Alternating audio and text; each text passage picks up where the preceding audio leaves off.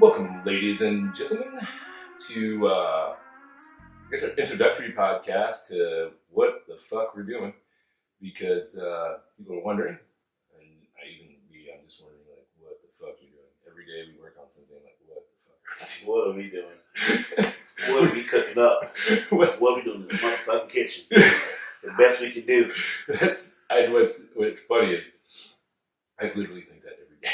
Like, what are you doing? But you know what? We still do it. Yeah. And I guess I should just kind of lay out what we are doing. I'm Cecil W. Adams, and this is my man Darian. You wanna introduce yourself? Wait, are you Boston? I'm Marcus Boston. Damn it! I start that shit. Fuck! I didn't even think of that. Why people say? I forgot you're going under a surname. Mm-hmm. I can't do that. I put my name on it. It's too late. Your name with CW Adams is good. Yeah. But your shit's naturally good. Mine's not horrible because it's still my middle name and my mother's maiden name, Boston. So Marcus Boston, right? Mm-hmm. All right, here we go. Let's try this take two. Welcome, ladies and gentlemen, and whoever else identifies as something else. Welcome to listening to the podcast. This podcast is called Another Round, and my name is Cecil W. Adams, and I'm with Marcus Boston. Marcus Boston and I are up to, we have no idea, but we just keep doing shit and like start out like just a clump of clay. We're just kind of trying to make it into something. Almost like the Safe and Ghost, but we're not like touching each other like that. Right. We're molding that wheel of clay. I think that was absolutely the worst analogy you could use. Probably. You know what? You're actually right. You're actually right. Why that was the first that came to mind? That's a deep dive for another day. Carry on, please.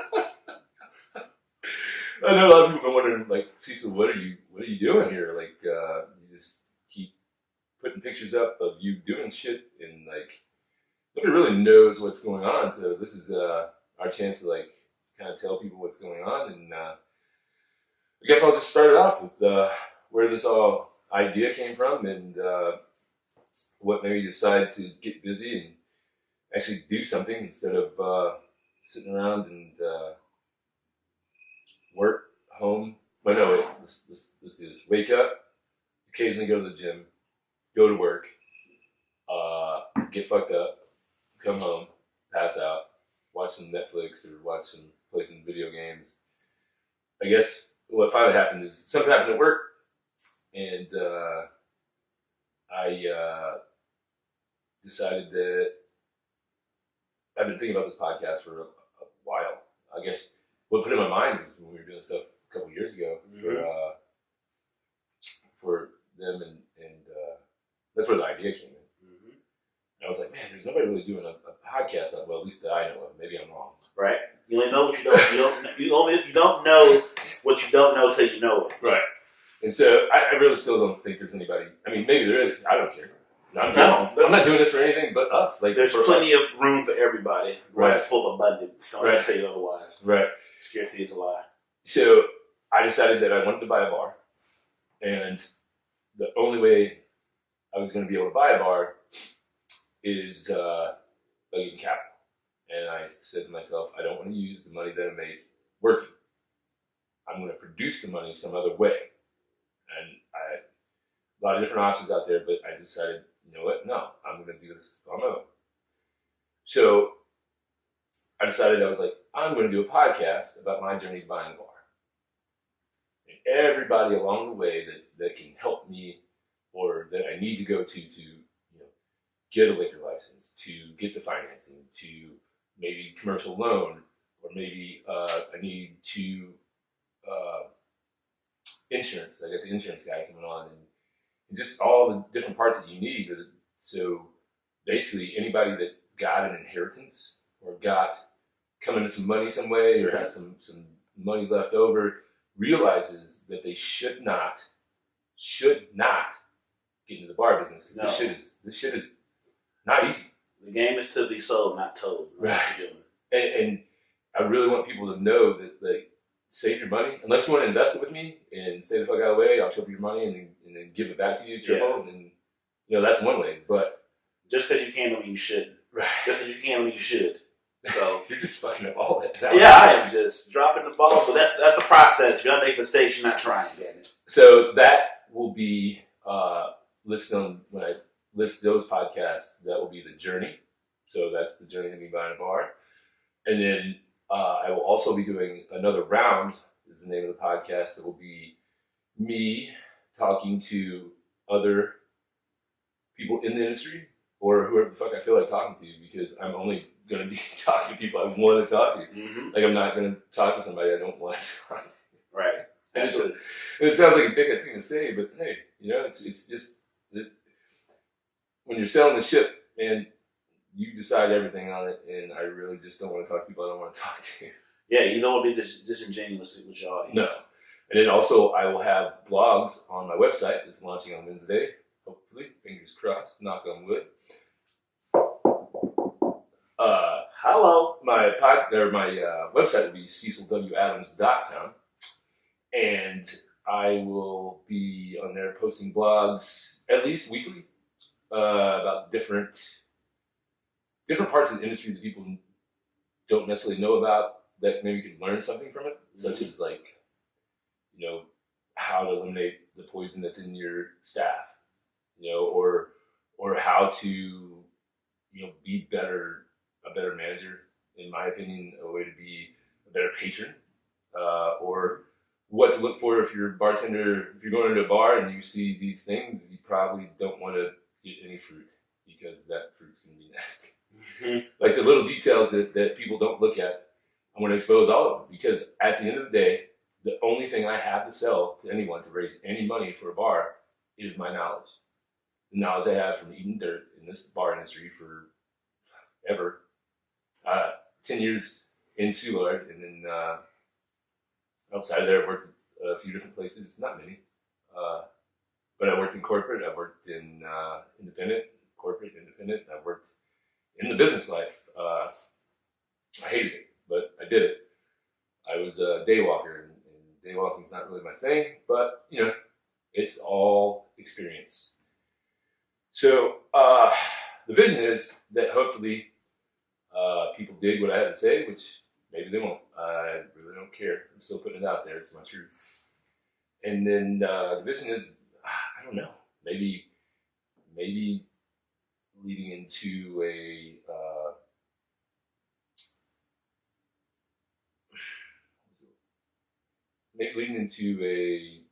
where you're consulting, bar consulting as well. Yeah. Maybe after I buy a bar, I get that one going, and whoever invests, I triple their money, and then, like, hey, man, I'm just going to do consulting now. Yeah. That's all I want. Podcast and consult. Like, that's... Yeah, that sounds like a good way to make a living. Yeah, definitely. So whenever I started doing this podcast stuff and really had this idea, I was like, man, maybe I could carry it on my own, but I think there's another avenue that I'm missing out on, and I needed someone else with creativity and an artist in his own right. And first person came to my head was Marcus Boston, and he's going to be contributing on the website, and he's also going to have his own podcast. And then we'll probably do a few, maybe 1 month or something, where him and I get together and talk about whatever we want to talk about. Absolutely. Like to full of stories and conversations. Yeah, definitely. So, Marcus, why don't you go ahead and tell the people what you are going to be contributing, and you're part of bringing everything together. All right. I am Marcus Boston, and I'll be contributing with Cognac Corner. The goals of Cognac Quarter is to have conversations about love, sex, relationships from my perspective as a black man in his 30s. I've had plenty of successes, plenty of losses in love, sex, and relationships, and I feel my perspective is needed. I don't hear my voice, my perspective. I've counseled plenty of women and men over my years on this beautiful green earth about their bad mistakes, communication, flaws, and all their misguided So always a bridesmaid, attempts. never a bride? Absolutely. And I'm okay. I'm going to use those failures, those years in the friend zone, those missed opportunities, those broken hearts and overpriced bar tabs to give you a little bit of knowledge and save you from some mistakes in this world of love, misguidance. And a lot of broken hearts are found in the bars. So why not bring that into the atmosphere of a journey to a bar and the conversations, and we can get all this cognac together and figure out how we make each other's lives a little bit better. Sit together, both of the connoisseurs enjoy each other. And on my blogs, I'll have conversations about such things as how much baggage is too much baggage. Has technology ruined relationships forever? What's the Me Too movement done for dating? Respecting women is important in all things moving forward. I just want to be honest with you guys. Go back and forth. Any questions you might have, hit me on my emails or hit me on my social medias at cognaccorner@gmail.com or Instagram, Cognac Corner, Twitter, Cognac Corner. We can get this dialogue working. So my ultimate goal is to help people find love, because life without love is a life not worth living. And I truly believe that. So I'm gonna help you guys figure this out. You can help me figure things out, because I'm doing the best I can, but I can use some advice my damn self. So this is not always about me; it's about us. It's a learning experience, and that's what really when we first talked about it and you said this is what I want to talk about, I was like, perfect. You don't know what you're doing with relationships. I don't know what the fuck I'm doing with relationships. No, I don't think anybody does. No. But the fact that you are willing to verbalize it and maybe talk about some stuff that people won't talk about, I think is awesome. And you're going to get bad advice. You're going to get good advice. Mm-hmm. It's just, and as long as people realize that you're not a love professional yet. No. But, together we can do anything. Right. I mean, we've talked about it since day one of getting started with this. Like, we'll figure it out. Honestly, everything, there's nothing that we've done for this website that we've ever done before. Absolutely not. Nothing. Absolutely not. There were some times I wanted to throw my laptop through the window. We will grow as we roll. That's how we're going to do this. It's not. And anybody listening to this podcast, if you want to email me or call me or text me or message me, whatever, because I'm on all the socials. Cecil W. Adams on all of them. Twitter, Instagram, Facebook, all that. I will give you everything, and I will show you the path. Darren and I have been hacking at this path for a month now. Cut down trees. Literally, it wasn't just weeds we were cutting down. We're just chopping down a redwood forest. Not literally. Not literally. We love the earth. Trees. I recycle. I'm a huge recycler. Right. I'm gonna buy a Tesla when this kicks off. Yes. Yes. But just figure blue collar Tesla. We're not going to spend. We don't need $100,000 Teslas. I mean, okay, carry on. But the thing is, we still kept trudging, and we, I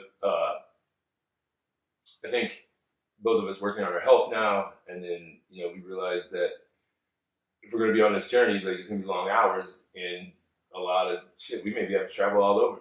I honestly want to do podcasts in every city, and every bar, every hole in the wall bar. I want to talk to everybody. Absolutely. I love just talking to bar people. Yep. And in order to do that, I got to be in some kind of shape. Yep.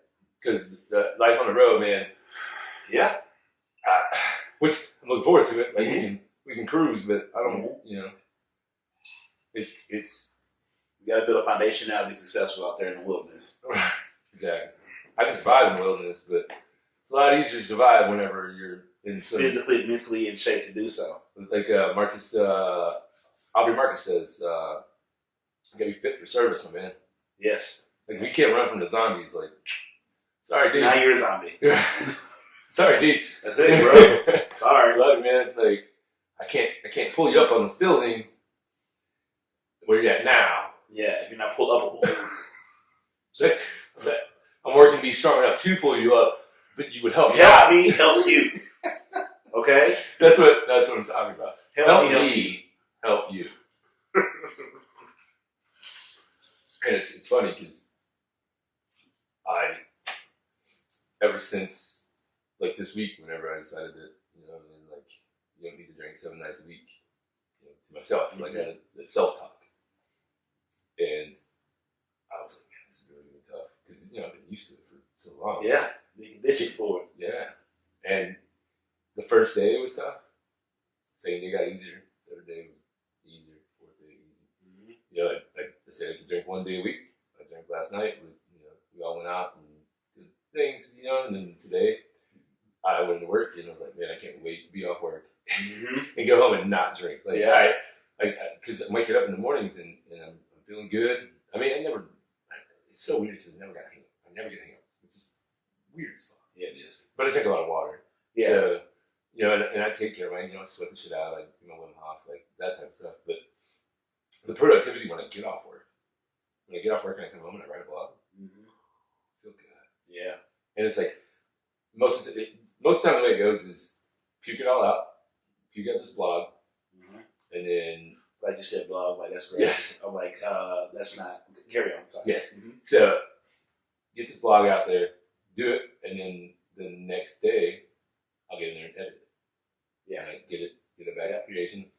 And, you know, as soon as I set up the studio in the basement, I'll be able to go down and cut some soundtracks down there, you know, if I want to, whatever's on my mind, I want to talk about it and put it out there. But I think I'll still, like, I'll put it out, I'll cut it, but then I don't know if I may wait till the next day and let you listen to it and make sure that I didn't do anything dumb, you know? Yeah. But the good thing about it is I won't have to worry about me being drunk doing the podcast. Yes. Clear mind, clear soul, clear content. Right. Well, you think? Oh, well, clear as in quality, Speaking. not necessarily clear as in that shit could get ratchet. Could get like gotta be, but it's clear in delivery. I'm not afraid to get ratchet. No, you gotta speak the truth. The truth will set you free. Yeah. So, let's do you want to dive into some stuff, or do you want to just kind of leave this introduction as the? No, we can touch some things. We can touch on a couple things. Let's see, 15-minute mark. So at 16 minutes, we're gonna go into the actual podcast or podcast. All right. So, anything in particular you want to? Anything that's been weighing on you want to talk about? What's going on in the world at all? I mean, in my world, I would say this getting to this fasting habit. Yeah. Conquering the food demon.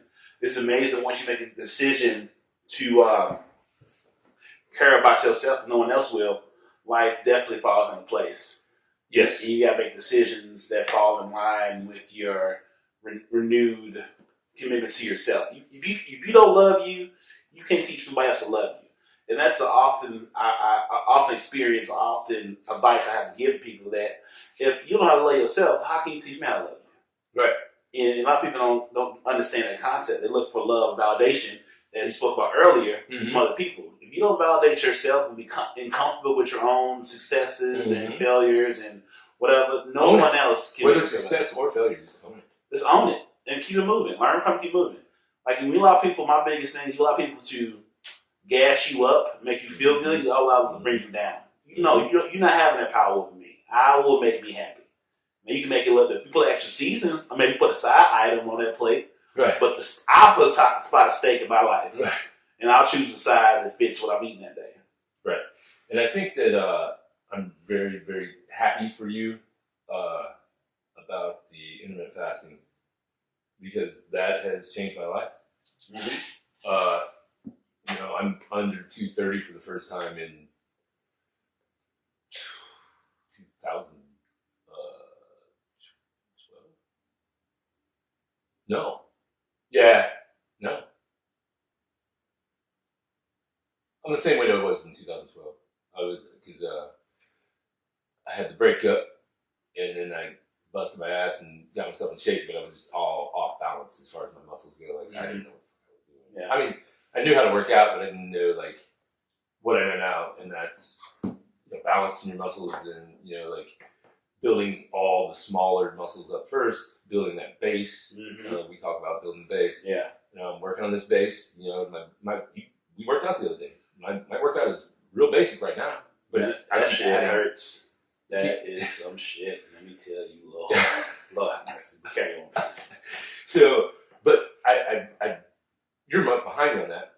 But that's what I did for a month. That worked just to build all the small muscle groups. And now, when I saw First Form was putting on this contest, the 8-week sprint challenge, I was like, you know what? I'm not in that motherfucker, but I'm gonna be in the conversation. Mm-hmm. So I decided to stay with my intermittent fasting, and I'm gonna stay on the 8 to 16, 8-16, so 8 hours eating, 16 hours not eating, and but I'm gonna throw keto in it, the keto diet, and I've been on it for 5 days and 6 days, and it's started right back up, man. I'm in that shit, owning it and loving it, and you know my workouts kind of got thrown off because I twerked my back a little bit, but I'm feeling good again. So I'll be on my sprints, and I'll be sprinting and doing stairs, and you know by the end of the month I should see the 6-pack, and then next month in that last 4 weeks I'm going 5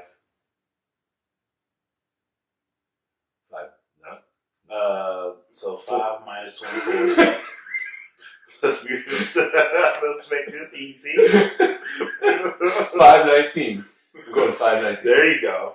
519, and then it's going to be straight up keto and 519, and my body will be conditioned for it. And you know, I'm going to up my sprinting and my Stairmaster and. I mean, the stairs. I don't think Stairmaster is the. Stairmaster is something else. I think it just called. We'll just call it the walking up the stairs. Yeah. And you know, I'll be supremely focused, even though I'm laser focused now. And we both knew when we started this thing that I was gonna have to. I was like, in order for this to work, I was gonna have to not drink as much. Yes. Yeah. And nobody told me that. I just knew. I even told you. I was like, man, I gotta cut out. Yeah, you gotta cut the demon out, man. It's not a demon. It's a dragon. I don't think. Because I don't think. This is my personal thought of it. Because you're cutting out your demons. Like, no, man, it's not a demon. I enjoy doing it because it was fun. You know, like that's how I got here. Yeah, that's why I got here. That booze got me here. I still think drinking is fun. I do have fun with my friends drinking. Yes. But I had taken it to a level that I needed, instead of using that time for fun and drinking, I need to use that time for work. For productive pursuits. Right. Because I didn't want to keep doing the same thing I've been doing for 10 years. Yeah. I got my 10 years in. And you look around and see, I'm out. I've done my time. I've served my time, and I don't want to be in this crowd anymore.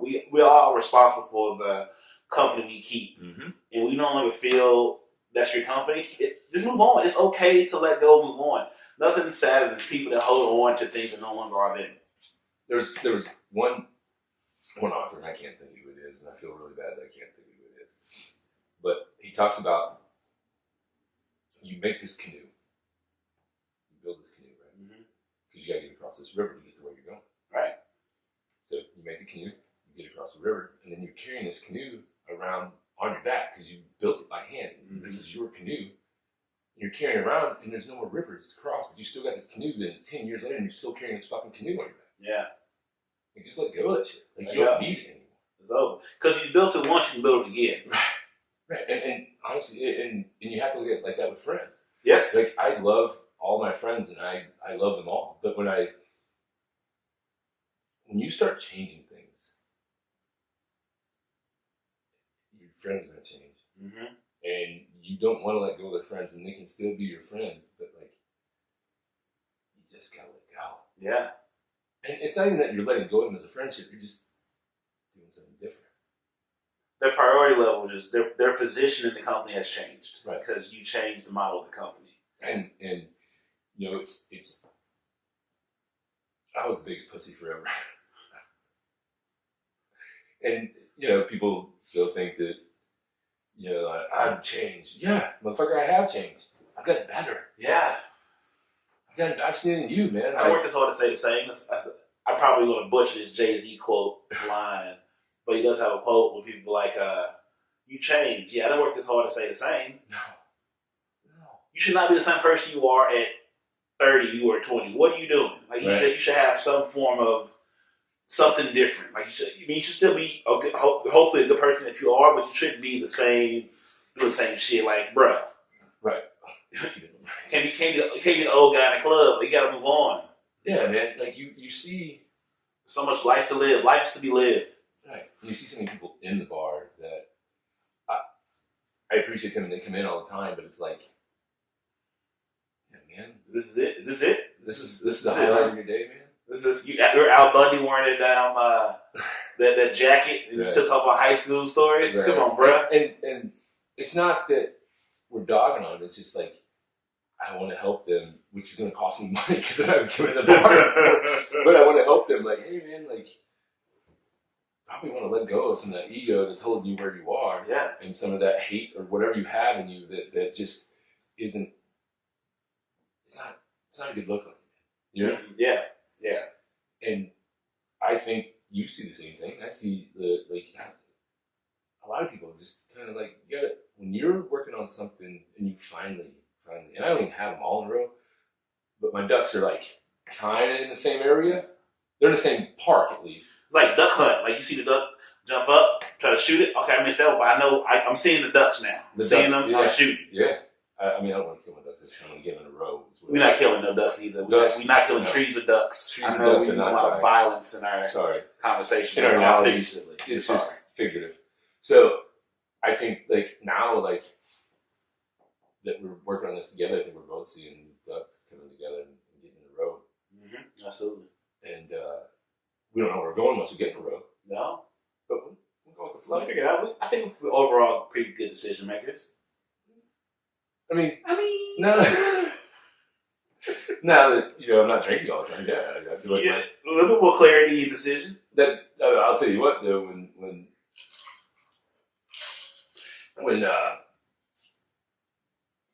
when C-Dub is in control, when I'm drunk, when C-Dub or Dub is in control, decision making's a little.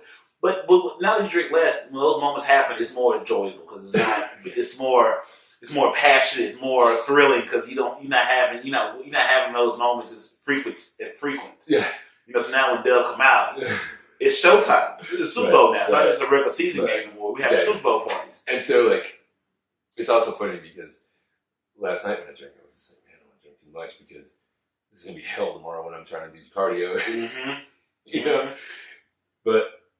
And, I'm not going to let, I never, part of the reason that I also started got going with this was I didn't want people to think I was like everyone else as far as like the old bartender that stays in too long or whatever. Like, no, motherfucker, that's not me. No. I'm not going to be. And there's nothing wrong if you want to bartend for your whole life and live freedom and you play music on the side and you like band and you do bartending. Cool, man. I'm not bashing on that at all. What I'm saying is my life, like, I didn't want to get complacent and be comfortable just being a bartender. Right. I got to level up, man.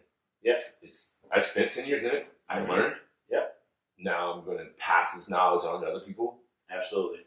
And, I feel like you have so much to give because you've done so much that I think that people are going to be drawn to Cognac Corner. And I'm super proud about your intermittent fasting. And then now you're getting to the gym, you're doing your thing. What's been the biggest hurdle with the gym so far? I think today when I did your workout again, the point it was moments where I can skip this workout. The intermittent coming out of it. Yeah, I was like, no, I'm gonna do it like he's here. I'm gonna cuss it like he's here, and I'm gonna do all the workouts as best of my memory and get it done. It's like you don't have to spend 2 hours in the gym to get a workout. I probably did more in less time because it was something new. Yeah. And it was time like, no, I'm gonna skip this. I'm gonna skip a number. Why? You don't cheating yourself. Yeah. You don't hurt nobody but yourself. Mm-hmm. And I already got it done. I got it done. It was over with. And I felt just, I finished the entire workout. I'm in a motherfucker dancing and shit by myself. Like, I'm good. I'm in the locker room dancing my headphones, like, hey, I'm hurting, but I'm gonna swag it out. I got my shit over. I'll see you Monday, bitch. It was just like it was dope. Like I got through it and got done, and I just huffed and puffed and never died, but I got it done. Yep. And every time it's like it's gonna feel better every time. Every time you think about not doing it, and then get this. Yeah. The guilt was there, but it was good guilt. Right. It was good. I was like, nope, I'm gonna do it. Yeah. Like I couldn't find the dumbbell. I think it was like in the personal trainer box. I used the 25-pound. What's that? What's not the bar? What's the shit called? The weight. Yeah. I used that instead. Oh, the plate. Yeah, I used the plate instead of the dumbbell. For the. Yeah. Oh. For that, I couldn't find the dumbbell we use. I like, so fuck, I use this. Yeah. And got that done. Yeah. I got it done and got out of there. Right. So I wasn't going to leave without it. Now you got 30 more days. Yeah. Hey, I got through it. Yeah. I got through it, got it done, and moved on. I felt better about it when it was over with. Right. And just looking at food different. Oh, this who how you get all bougie and shit, but who eats peanut butter cupcakes? How disgusting. How many calories in this loaf of bread? Like who am I? Who's being bougie? No. I don't eat that swine. Right. Eat that red meat. Give me some turkey and some chicken. Right. I said, how dare you? Who is this? Who are you? So you're just doing the intermittent fasting. You're not doing the keto right now, though, right? No, I'm not doing the keto. I'm doing the intermittent fasting. Okay. So yeah, I mean, if you want to, just to make sure you stay on it, just like at first, you don't have to worry necessarily about how clean you eat. I mean, if you want to clean it up, that's fine, but don't ever feel bad about it if you want to have like a sandwich with a bunch of bread and like all that, as long as it's in that window. Yeah. Like I had a sandwich that I made myself, the egg whites, and I bought some lunch meat from the deli, some turkey, and I had some bread that was low calorie. I made me a little grilled cheese sandwich, and I bought one of them big ass schnooks in the fruit. Ate that, called it a day. I had a protein shake. Went on my day. And had some water. Yeah, and then then the thing is like eventually you'll get to the point where I'm at a point now where I eat twice in that 8 hours, and I'm good. And now that I'm doing